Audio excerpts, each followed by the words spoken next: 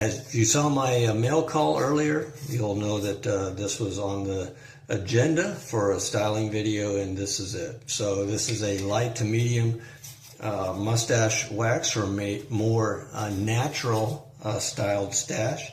So we're going to give that a try here in just a moment. Before I do that though, as I always do, I'm going to clean out my mustache, and today we're going to use Night Fury Mustache Shampoo Bar by Death Grip. This is a fairly new product as well, so I'm looking forward to using that.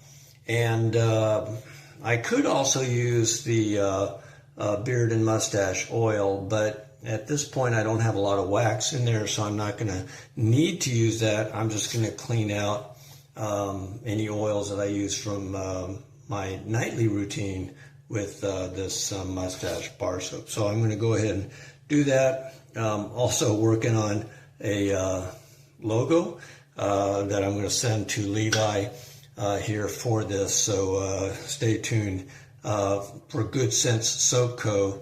with a video on that. So I'm going to go ahead and wash it out, and be right back.